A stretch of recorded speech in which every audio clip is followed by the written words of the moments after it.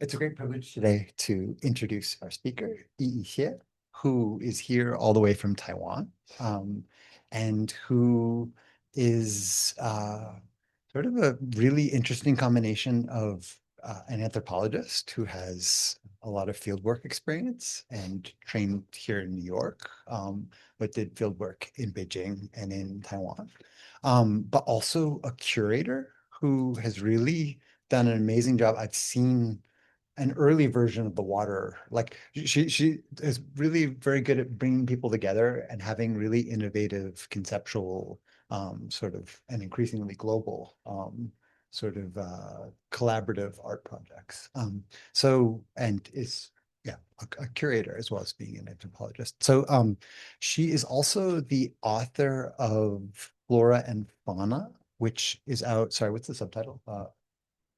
Domestic nature. Thank you. Private Collecting in Domestic Nature, which came out Palgrave this past July, yeah, which is fantastic, which involves sort of this exploration of collectors and their objects, some of which are living in Beijing, and the creation of these worlds that she situates really beautifully in relationship to the history of Beijing, and is quite, yeah, lovely and conceptually engaged, really beautiful ethnography, great book. So, but she's also doing art related stuff. And this is, and today she's going to be talking about that aspect of her work. So it gives me great pleasure to have you with us today and to hear your talk. Okay. Thank you. Thank you, Nick, and thank you everyone here and online for joining us for the talk today. But I'm supposed to sit right there so I can control my PTT.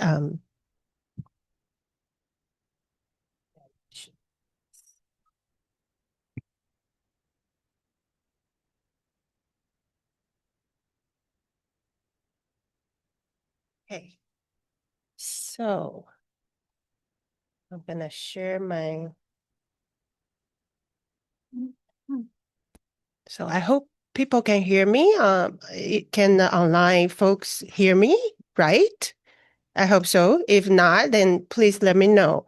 So reading many thanks to Nick for bringing me back to the city. As he said, I did my PhD here from OIU, East Asian Studies, but I haven't been back since COVID. The last time I was here was 2019. And so it's been a couple of years, and I came down to New York last week about like Thursday. So I've been like walking around, even to Brooklyn. I just feel like the whole city has changed a lot. But really happy to be back and, with you guys. As Nick was saying that being an anthropologist and a curator, I'm a little bit weird. I do a little more things than usual anthropologists do. So today I'm going to share with you part of my two stories probably one story from my book, as Nick was mentioning. It's about Beijing. It's about people's relationship with insects and flower and fish, and how they form themselves through time, their own identity, their relationship with the world, through those engagement with those I call domestic nature. And I will also share with you a story from Taiwan. Okay, so I'm gonna just the talk is entitled "Feeling Political: Art as Public Sphere in the Cross-Strait Worlds," and I have to make sure it goes to the next page. All right. Double click. Oh. Okay, so this is a book. Yes, it has a cover of, it's an ethnography that addresses the connoisseurs and collectors in Beijing who revived this Hua Niao, so flower and bird aesthetics, and form extensive engagements with insects, goldfishes, flower and birds to create some private space for political feelings. And the third figure I'm going to introduce today is one of the 8 artists I collaborate with in this Contested Waters art project, which has stretched from Kaohsiung, Taipei, and in Venice. So we just concluded a exhibition in Venice in October and November in Venice, also in collaboration with local Venetian artists and art collectives. So I'm going to introduce you some aspects of this exhibit. But the main image of Contested Waters is composed by a artist based in Mumbai, Ranjit Kandagonka. And this is his drawing of the first generation of Indian made submarine actually commissioned in 1962. And then he went into the water in 1963. So this is the first generation of Asian made submarine. And Ranjit himself, he has conducted extensive field work in this area called Alam, which is about 100 miles north from Mumbai, and is currently the largest shipbreaking yard in the world. So Alam, that area, it's about 70% of the boats and ships decommissioned every year. 70% of them actually go to Alam. So through interviewing those workers working at a shipbreaking yard, he heard some stories about workers breaking down this first generation of the Indian-made, homemade submarine. And he started to compile this narrative about the engagement that those earlier Cold War submarines have with the Indian Ocean. So we use that as the main image of our project. And today, because I was talking to some friends over the dumpling parties in the weekend, and I've been telling them that I'm going to talk about one very important theater performance called "This Is Not an Embassy." It's the dramaturgy part of the work is being done by one of the participating artists in my project, Wen Sini. And she also serves as the assistant director of this project. And this production has stirred up such a debate in Taiwan because it utilizes this method called documentary theater. So the 3 actors now you see on stage, they are actually like a real life diplomat. One, this gentleman in the middle, he served as a ROC diplomat overseas. And the 2 NGO organizers who have been doing a lot of international work for Taiwan's role in the world. So through almost a year of field work and a year of script development, they developed this play, and it's been touring actually in Europe, and it went also into Seoul internationally, and it's still going on in the world. So I'm gonna just want to show you a little bit of this as we go. Okay, I have to.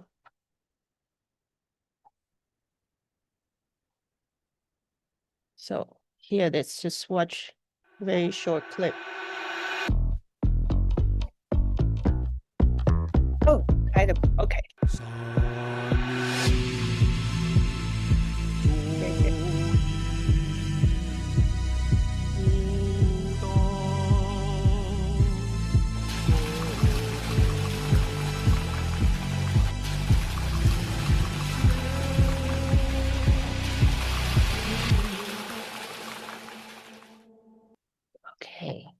So, I'm not gonna see more of, this is how YouTube always gets you.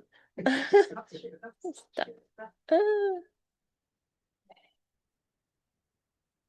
Stop sharing. So we can come back. Okay, sorry. So in this project, Wensi, the dramaturgy and assistant director, she collaborates with the Berlin theater group Rimini Protocol and developed this plot that incorporates those real life diplomats and NGO workers into the play.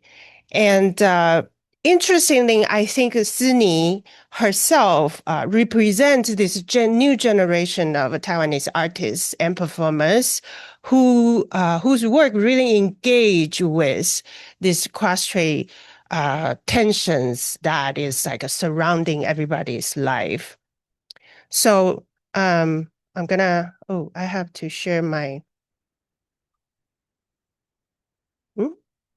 but this one. No, I don't think this is, why is that? Yeah, this is a YouTube.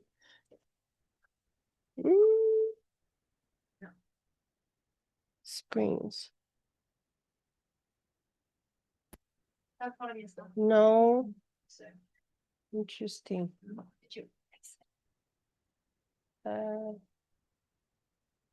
Can we reshare the screen? PDF? Oh, I have to. Right.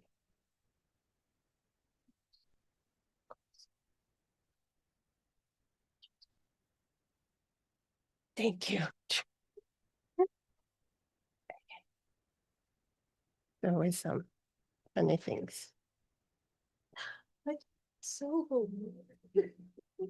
Okay, so while observers in the international art world have in recent years come to terms with the sustainability of private museums and galleries in China, undeniably the boom of contemporary art in Shanghai and in Beijing and in Guangzhou since the early 2000s has contributed to a vibrant scene of art as cultural industry in the PRC. So this includes, to just name a few, the prestigious international galleries in Beijing's 798 Art Zone, the Rockbound Museum on the Bund, and the Power Station of Art, which hosts the Shanghai Biennale. But not only have they gathered significant attentions from the international art world, alternative venues such as is being shown in this PTT, alternative venues for contemporary art, also mushroomed in major cities. Wujing, for example, that ran from 2013 to 2017, and the Aero Factory, which ran from 2008 to 2019, both in Beijing, and the Dinghaiqiao Mutual Aid Society, which concluded in 2021 in Shanghai. However, they are all like closed down now. But these spaces, they had at one point paved a way for critical artworks and conversations to converge and contributed to an unforeseen public sphere for the arts in the People's Republic of China. So I just want to briefly talk about this Wujing. It's very interesting. It's convened by the artist duo Wang Wei and his wife. And this is the last scene when it was being torn down in the Beijing Hutong. I was there like in 2019 before it was like shut down. And it's a little bit like word by word. You have to follow some friends, and to find this space. And it showed for quite a prolonged period of time, like critical artworks and forged conversations in Beijing. So, but the very short period of the boom of new museums and those alternative art spaces since 2002, the year when the Beijing 798 Art District was commenced, has become dubious with the increasing financial instability, and the tightening of public opinions in the PRC. While many point out that our industry's instability in PRC is rooted in the rush to adopt the Euro-American model of wide cube spaces, it's quite a popular criticism. Like China should have its own like art kind of structure, not just like quickly rush to adopt that kind of wide cube spaces. But many international art critics, including me, have pointed out that it is actually that the many private museums in PRC have such extensive entanglement with the financial industry, and the breakdown of the bubble economy and the real estate in major cities such as Shanghai, starting from around 2016, actually like created such a tremendous impact on these like private museums and private galleries. So one example of this is the Himalayan Museum in Shanghai, or sometimes we call it Shanghai Himalaya Museum, which was convened by a prestigious Chinese art collector, Dai Zikang. He was also at one point a real estate tycoon in Shanghai. The museum was launched into an ambitious compound, including a luxury hotel, a shopping mall, and a conference center in a location relatively far away from the Shanghai city center. Well, but this is not entirely a whole new thing in Asia. If you go to Mori Museum in Tokyo, you can also, there's a really nice shopping mall and cafes, and then you can see contemporary art. So the Shanghai Himalayan Museum was in the beginning trying to be that kind of a new contemporary art that's also engaging the urban life. But in mid-2019, with Dai Zikang being implicated in a series of scandals related to the P2P, peer-to-peer online lending platform, and resulted in he being arrested in September 2019. The museum that once carried ambition to become Shanghai's MoMA, having hosted works from Bio Viola, Yoko Ono, Kenji Kuma, Sean Scully, and Lu Yang, and with shows curated even by like Bureau Natur in 2017, began to crumble into pieces in 2019. So the Shanghai Himalayan Museum's rise and fall has been a cautionary tale, repeatedly mentioned by art critiques, for it hints on the tightly knitted web of private museums and the financial industry in China. Undoubtedly, I would really reckon that these novel museums at one time, such as the Shanghai Himalayan and the K11, all created a unique public sphere for contemporary arts to critically reflect on China's past, present, and futures, showing artworks addressing social and political issues. Yet, the boom and bust of these private museums in the past 2 decades indicates a shrinking scene of art institutions that used to serve as a space for political cacophony. For example, Cao Fei's work, which I saw in 2017 in K11 Museum in Shanghai, is quite critical in engaging how the urban transformation in Shanghai and in Beijing created those like unknown cities. She's been developing a whole game of it. So it's a video work that can also later be played as, online games. But with those private museums, they started to decline. The space for this kind of critical artwork is becoming very dubious. So it is against this retreating public space for non-state aesthetic expressions, a different kind of a private collecting emerges in the People's Republic of China.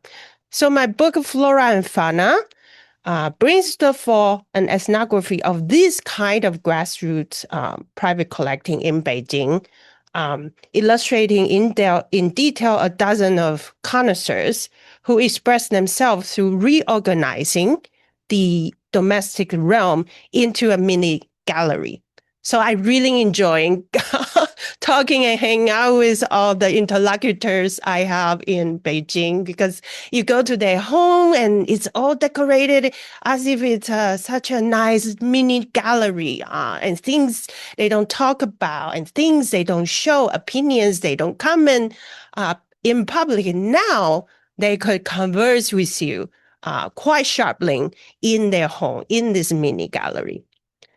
So despite the state control on communication is severely tightened and the public space is increasingly replaced by the marketplace, the rise of collecting for flora and fauna, the aesthetic practice of cultivating natural at home, allows a new kind of transformation of the classic Chinese practice of collecting, 收藏. So the concept of 收藏, collecting in Mandarin, is like to organize things and to hide them. However, in this new generation of private collectors, they will collect things, but they would love to show you when you go to their house or go to their shops, in this mini gallery scene. And the transformation of the concept of 收藏, I argue, touches upon contemporary experiences of urban renewal, migration, and relocation in China. And with the poetics of nature becoming forms of expressive culture, my book charts the domestic as politically charged space, wherein aesthetic sovereignty is constantly negotiated. So I started the research on private collecting in Beijing by interacting and interviewing more than 24 connoisseurs associated with the city's beloved insect, fish, flower, bird bazaars. In Beijing, colloquial would be 虫鱼花鸟市场.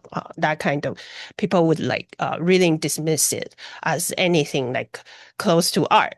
But it has such a long aesthetic tradition of nature.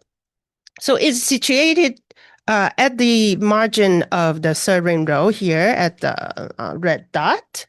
So since the early 2000s, it has become a destination for enthusiastic collectors who delight in finding antiques, relics from the city's old courier houses, and anything that pertaining to the Huaniao aesthetics. So these things and sounds and textures and colors remind the collectors the late imperial urban milieu that is rapidly disappearing in the market reform era. And among the categories related to this kind of Huaniao aesthetics, I particularly focus on the humming insects, so guoguo, composition. I actually call it composition because I think it is composition. I will show you why. And the whole Beijing goldfish breeding as representative of this kind of visceral efforts, these connoisseurs, they actually put into cultivating one's surrounding environment. Okay, so I'm gonna just show you. So we are gonna, the retreat to the domestic.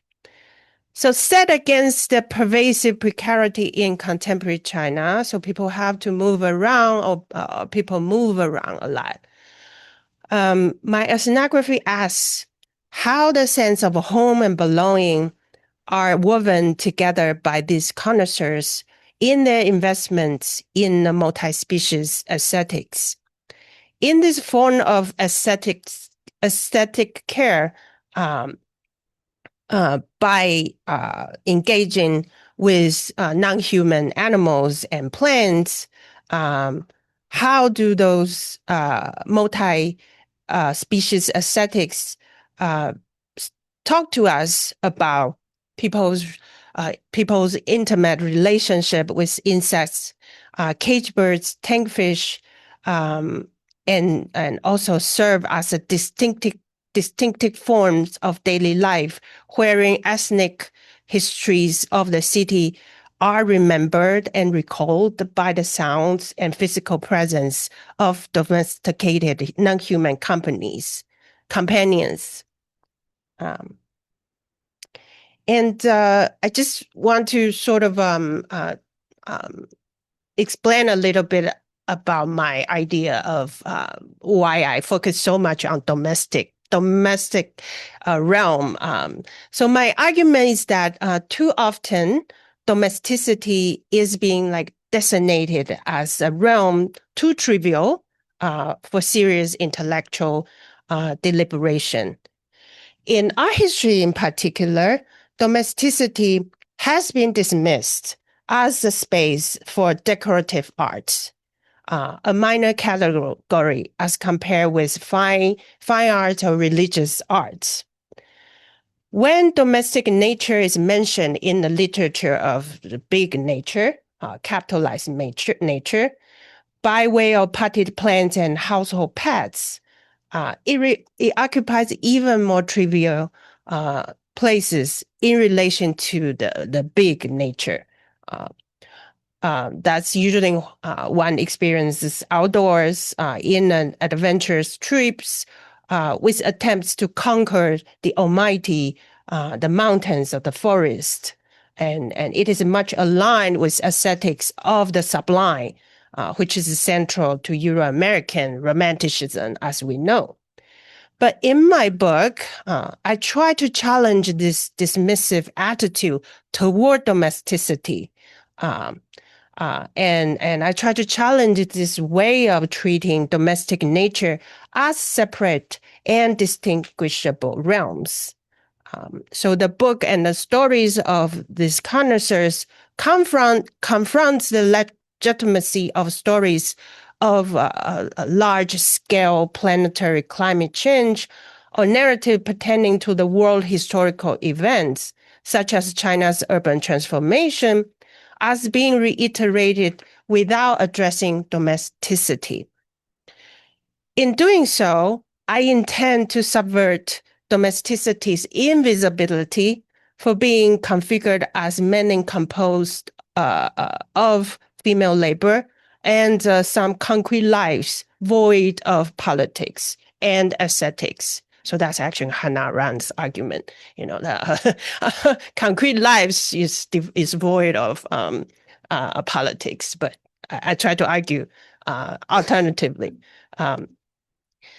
So the practitioners of flora and fauna aesthetics in Beijing, they complicate the gender division of domestic care of nature because it follows a different set of literary categories concerning Chinese masculinity, with which male collectors and connoisseurs can legitimately retreat to the domestic realm at a time of political crisis. And this is a kind of genealogy of the aesthetics of nature that has been going on since like a song. If you have problems with the central government, then you retreat to nature. While my main interlocutors presented in this book are 70% male, I also focus on one female connoisseur whose life manifests a new kind of peasantry turned connoisseurship, and it is being celebrated by the Chinese state in the market reform era. So in this page, you see one of my interlocutors, Mr. Hsieh. He's a 36-year-old connoisseur who owns a shop specializing in gourds, those things you see. Gourds used exclusively for housing humming insects. And Mr. Hsieh is particularly skilled in directing the guoguo, these humming insects, to emit the particular tone and the pitch. I'm serious. of a concert, a mini concert in his little gallery of at home. And he showed us using this little willow stick, and he was sticking into these gourds and direct that little concert. But when I first met Mr. Hsieh on a freezing morning in January 2019, with my then filmmaking partner, Katie Gruby, Mr. Hsieh was very surprised to see me and Katie. And after hearing my voice, he immediately like questioned whether I am a Beijing person. And apparently I am not, because I talk in this Taiwan accent. He called it like a southern accent. And then 2 minutes into our conversation, he proudly declared that I am a Manchurian Bannerman, 我是奇人, very quickly, as if to enhance his entitlement to this connoisseurship by way of the union of birth and taste. Mr. Hsieh's declaration enacted a particular kind of boundary between he and I, marked by the respective histories of Beijing and Taiwan, and embodied by him and me, with which he hinted at the ultimate sovereign of one's aesthetic heritage. But as Mr. Hsieh and many of my interviewees pose an alternative historicity against progression, they pride themselves as embodiments of old Beijing, 老北京, distinct from the new Beijing remodeled by market reform. Cultivating the old Beijing worldliness through intimate cohabitation with humming insects, tank fish, plants, and caged birds allows them access to sensorial elements once widely available in Beijing's Hutong courtyard. With the architecture of long winding alleyways formed by aligned courtyard houses, which can a form that can be dated to as early as the 14th century. Since 2011, I have witnessed many of my interlocutors struggle against precarity as a result of the rounds of urban renewal projects, which include abrupt announced demolitions of residential neighborhoods, closure of wholesale marketplaces, and even the shutdown of a wholesale commercial block of cafes and bakeries. That's usually the case in Shanghai now. When I still went back to Shanghai and Beijing every year, sometimes twice, sometimes within 3 months, like one block, of cafes just disappear. But the interlocutors in my ethnography, they created this very interesting milieu and the environment with those sometimes quite lively beings like these insects around these domestic little mini galleries, to recall those neighborhoods, blocks, cafes, tea houses that are rapidly disappearing. Okay. But despite all this, upon my visits with those connoisseurs they never failed to flash their old Beijing identity like a badge of cultural heritage. As if clinging onto a sense of locality is possible in a time of great precarity. And Mr. Hsieh is particularly interesting in his creation of acoustic environments of domestic nature, and created it as a part of the allegory connoting late imperial Beijing's uneasy and reluctant entry into modernity. Okay. So,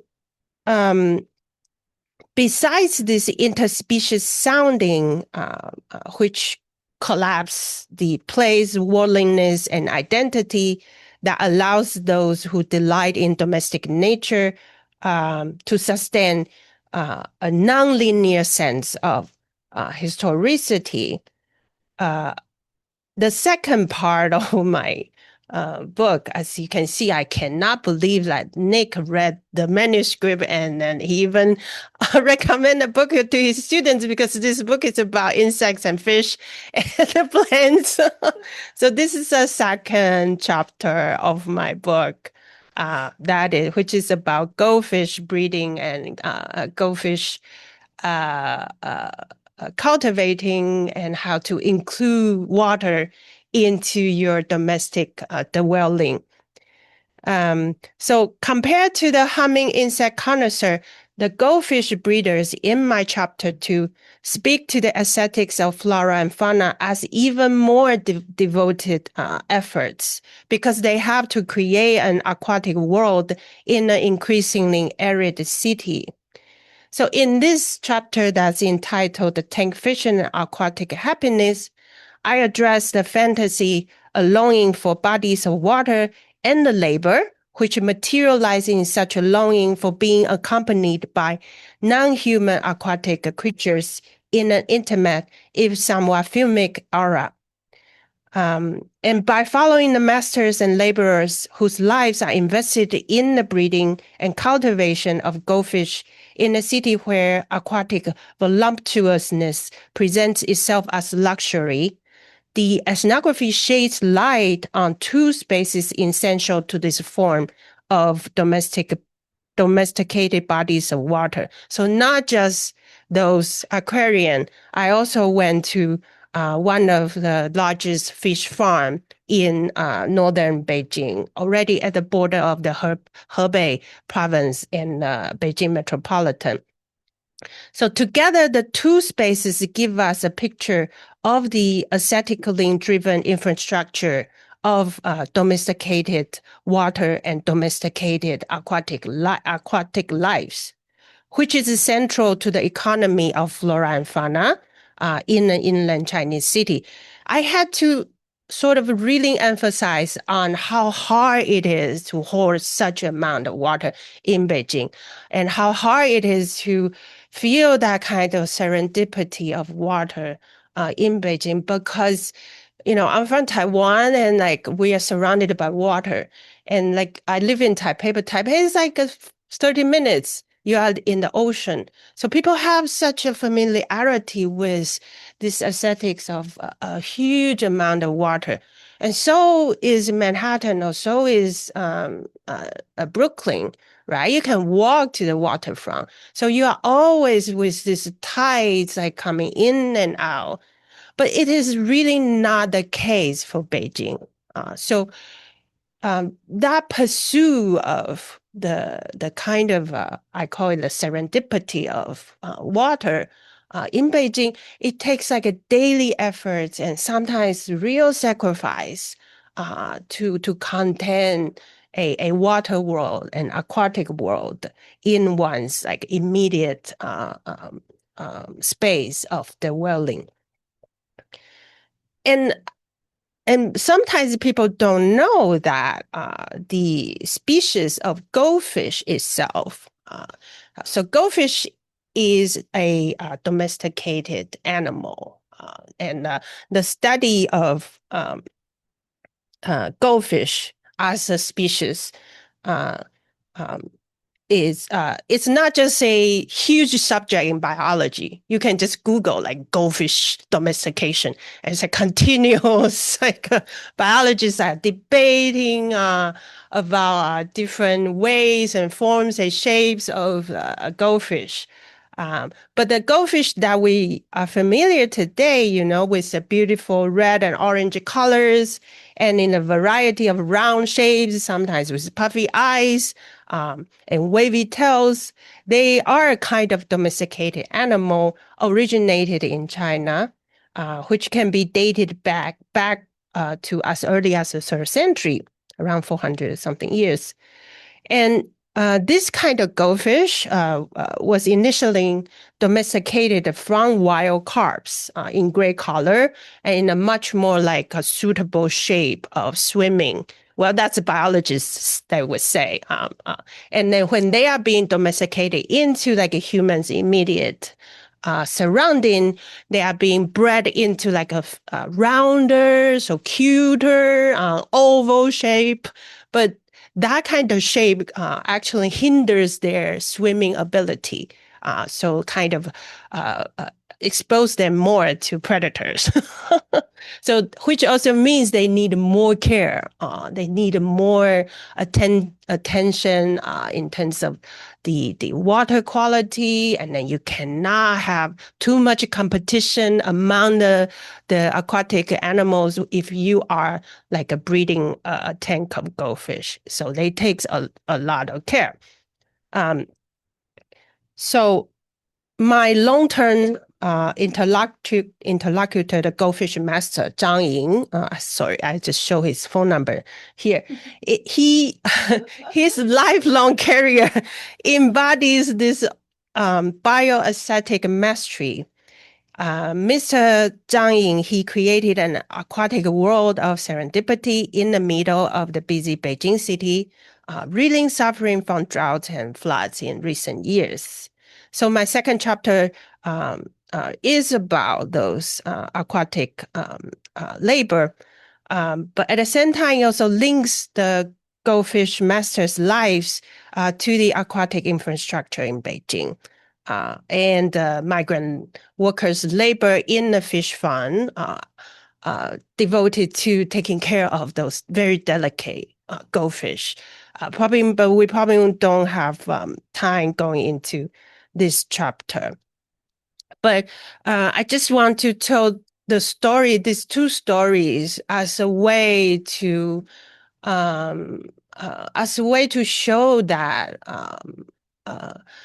there's a kind of private collecting of flora and fauna, of Huaniao aesthetics, that allows those connoisseurs and collectors to build up a different world at home that can sort of shield them from those real confrontations with political pressure. And in those occasions, you can really like have some frank conversation about politics.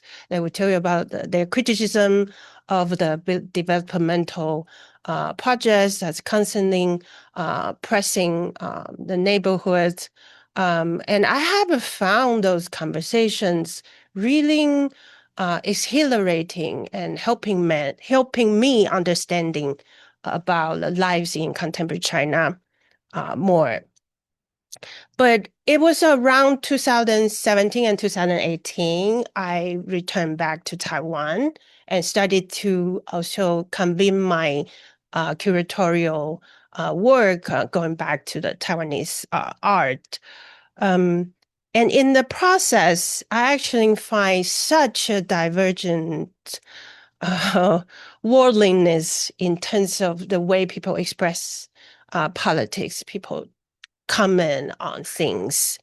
And so in the next section, I want to sort of show not using is not the best word, but borrowing Wen Sini's work to show you how the Taiwanese art world and the Taiwanese artists engage with politics in their artistic practice. So in contrast to the connoisseurs I just mentioned in Beijing, whose aesthetic lives increasingly withdraw themselves from the political realm, Taiwanese artists and recent biennales are often being described as either, quote, too explicitly political, end of quote, or, quote, trying too hard. That's from my European art historian friend. I was like, this is trying too hard by some European art critiques. So the 2025 Taiwan Biennale, which is currently going on now, it's an interesting show. So I welcome you if you have time to go to Taiwan, go see the show. But this biennial is curated by a Berlin curator duo, Sam Badel Bottle and Till Roth. They actually have their own museum in Berlin, Bahnhof, Berlin Bahnhof. In this biennial, it includes a few artists from Taiwan, while they also include a significant number of young artists from the People's Republic of China, whose work touch upon sensitive topics such as their experiences through the COVID-19 and the lockdown experience in Shanghai. When I went to the show, I can't help but wonder, like, whether this work by this young Chinese female artist about her experience of the lockdown in Shanghai could be shown anywhere else, if not Taiwan. So I'm happy actually to see it. But besides those works from artists from PRC, also it showed a British Palestinian artist, Mona Hatoun's work, and the Brazilian and East European artists' work. So the interest in creating a space for critical artworks to speak to each other and to further public conversations on a chosen topic, it really like changes almost every 2 years. People are chasing a particular topic, but people love to debate, to like really knock their head with each other. And in that direct fashion has been the zeitgeist of the Taiwanese art world in the past few decades.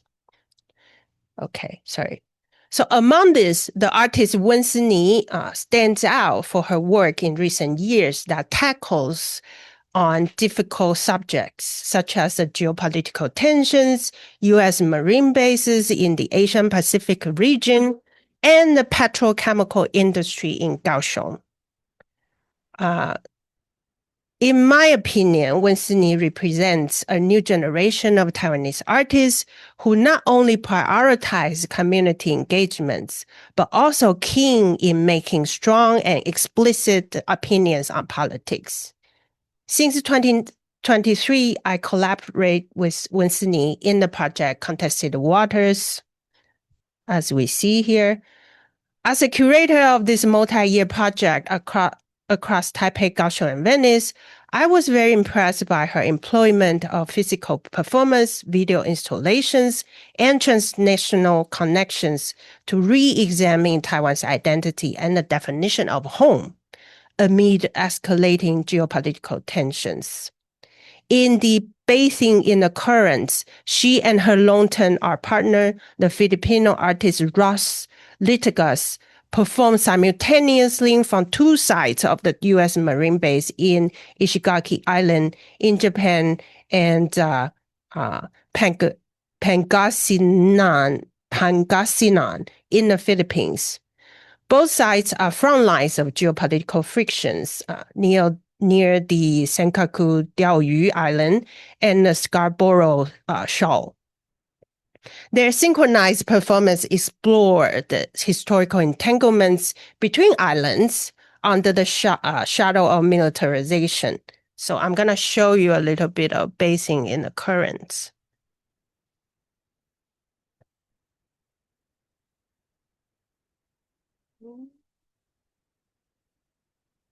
No, this is here.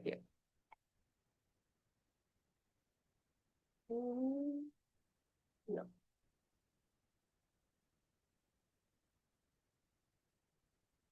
So this is her.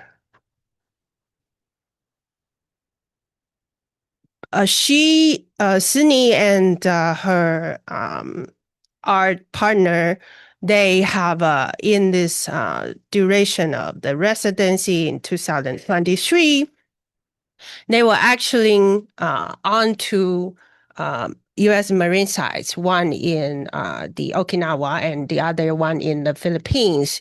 And they chose a specific time of the day to perform the same act in the different sites. For example, in here,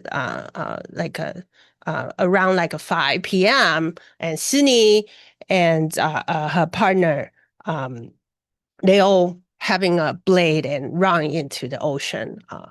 And sometimes they perform this different kind of performance. Sometimes it's dying or about to die or lying with the rocks. And sometimes it's she's, if you have her here, and she's gonna give a talk in this way because she's an artist. She has this like, fish identity. And sometimes just like, pinching on the wrapping paper. This is actually my favorite. I'll explain why later. And also like running into this mangrove forest as if confronting some ghost or oneself. And this is she performing a ritual by the ocean. So at the same time, you see,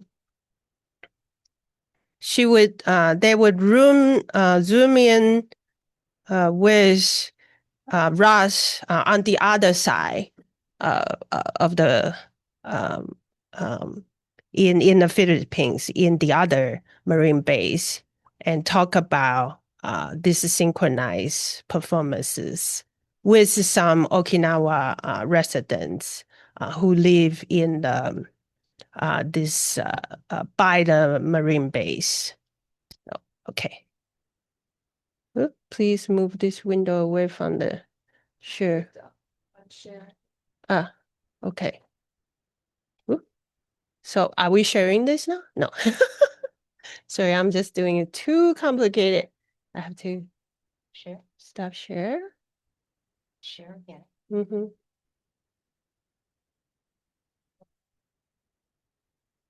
Okay, yes.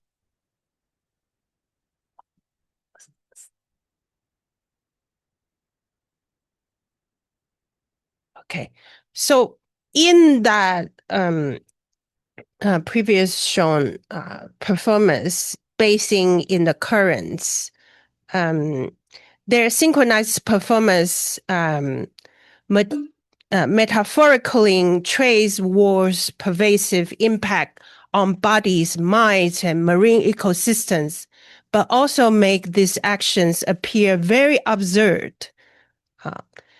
The synchronized performances really reveal the acting out required in military actions. I love one scene in which Hsieh was facing the mangrove, as I just showed, nearby the marine base in Ishigaki Island. As she approached the mangrove, so determined and so inquisitive, with a blade on her hand, there's actually no one to be confronted as the enemy. Perhaps only the self in the ocean or hidden in the mangrove might come out and kill oneself. And such is the fragility and resilience of shared life beyond national borders and the military lines, as it is manifested in the synchronized performance of Hsieh and Ross Litigas to kill no one but oneself. Okay. So besides that, basing in the current piece, in the 2024 workshop of contested waters in my project, delivered in Venice, we presented the series of militarized lives she collaborative with Ross Litigas. But at the same time, while we were developing contested waters project, Hsieh was also engaged, she was developing this dramaturgy and co-directorship for the production of This Is Not an Embassy, one that employs the form of documentary theater to translate Taiwan's geopolitical tensions into a tangible stage performance. So I'm going to show you a little bit more of This Is Not an Embassy. I have to say that after a tour in Europe and then came back to Taiwan, as you see, in 2024, in April, in the National Theater. And it stirred up such a huge debate. The National Theater had to host a forum to let everybody speak. People who hate it, people who love it, and then we lost friends just through this debate. So I want to show you and see. I want to get your ideas and how you feel about this play. I want to know if people can be so affected as they are in Taiwan. Okay, sorry, I'm so confusing. I'm just keep doing this. This one.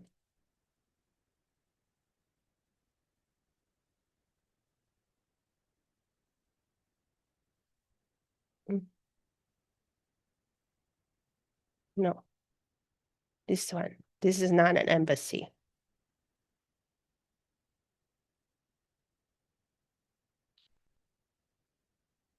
Oop. Oop. Not showing.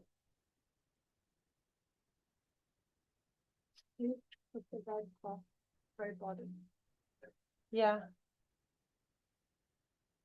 Festival of Arts is back in action, featuring a total of 14 performances from Taiwan and abroad. One play titled This Is Not an Embassy aims to introduce Taiwan's complex political situation to the world. FTV reporter Stephanie Yang has more. 现在要在瑞士设立大使馆，中华台北绝对不是一个选项。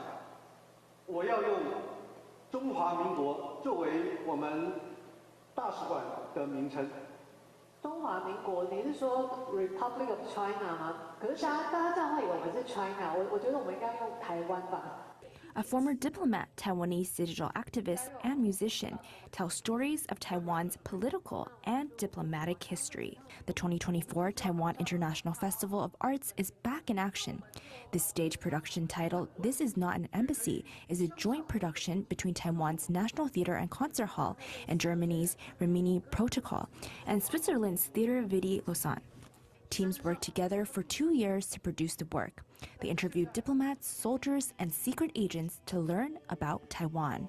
Project that tries to portray how Taiwan has a very complex situation in the world, being a country not recognized as a country.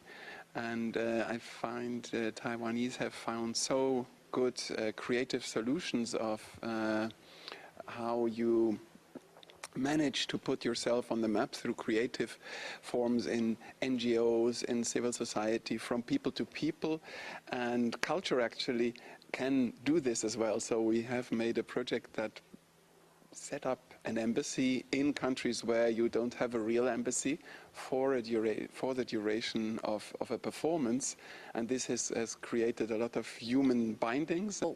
到底应该叫做台湾还是中华民国？ Should we be called Taiwan or the Republic of China? What should the national flag look like? This has different meanings and notions for people of different eras. We are introducing the complex political situation of Taiwan to people in the world, but at the same time, we are showing the greatness of Taiwan. Everyone can have their own beliefs. 东京奥运那一年设计的，白线的话呢，代表的是羽球的羽球场。 The show will be performed in Taiwan from April 12th to 14th. It will also be performed in Switzerland, South Korea, Germany, France, Australia, Spain, and other countries. Each production will be tailored to the country in which it is performed. Each time we will perform in a new city, we will open a new embassy of Taiwan for the duration of the show. And for all these opening of new embassies, we will adapt the show to the local situation. So each time we have to reflect on the local stories and the local connections to Taiwanese history, to Taiwan situation, and also to China. During the festival, there will be a total of 14 performances. The performing groups and artists hail from Taiwan, the US, Japan, Germany, India, Switzerland, Spain, Ukraine, South Korea, and Australia, among other countries. That's it.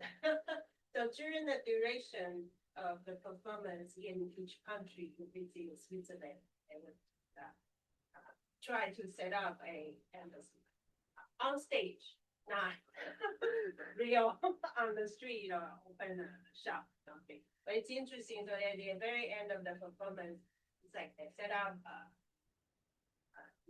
banner. It's like, okay, where should we put it? Where should we put it? But the interesting thing is they particularly selected the three non-professional actors whose opinion, sorry, yes.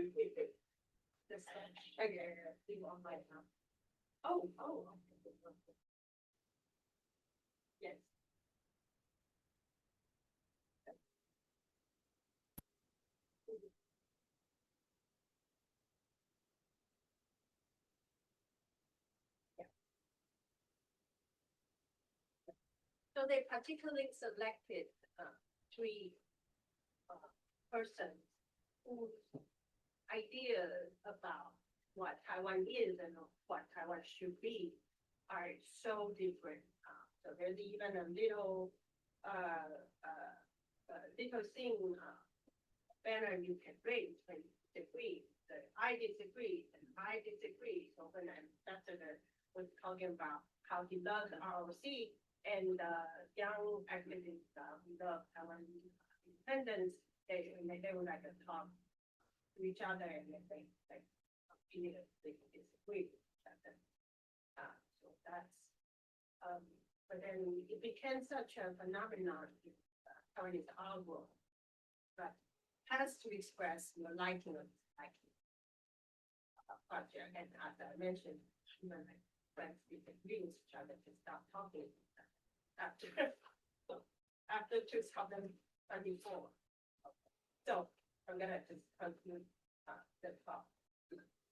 So despite the apparent difference, meaning the explicit and implicit expressions on the politics of relocation, sovereignty, and war, I think central to each respective PRC collector and the Taiwanese artist aesthetic practice is an attempt.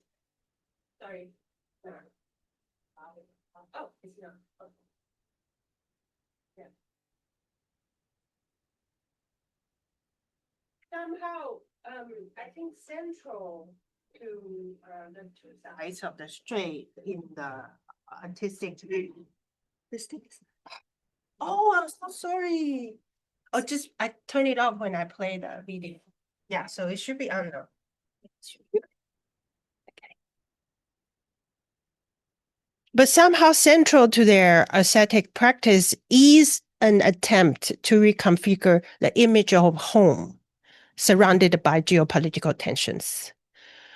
By reconfiguring the boundaries of the domestic and resituating one's position in relation to the surrounding political tensions, the connoisseurs in Beijing and the Taiwanese artists present to us that art continues to mediate this aesthetic wrestling with the sense of one's being in the world, which is at the same time political and personal.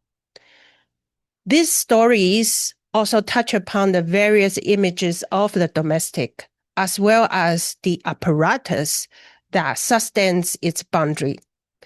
And in turn, they remind us that art as public sphere is constituted by institutional forces that are constantly shifting. And I think this also echoes sociologist Jeff Weistraub's argument that, quote, discourses of public and private converse in a variety of subjects that are analytically distinct and at the same time subtly, often confusingly, overlapping and intertwined, end of quote. In the age when European biennales turned to featuring Indonesian art collectives, such as Rangrupa or Tarimpati, who are known for their political art on the street. And also at a time when Malaysia still doesn't have a White Cube fine art museum, to consider art as public sphere within the global art history means that one must carefully attend to institutional dynamics, which underlies the form of the public as we are talking about, and as are the words in such a space. But to argue that art mediates reality, as it is implied in the Habermasian terminology of public sphere, when it involves the idea of a mediated society, Habermas does have the idea of we live in a mediated society. But to consider art as just merely mediating reality, I think it risks reducing aesthetic experience to language. This argument might overlook the power of art as it is situated in history while also making history, meaning the effective power that resides in the various ways art creates reality, viscerally and materially, mixing the artist's or the connoisseur's own life into the art world, into the artwork, sorry.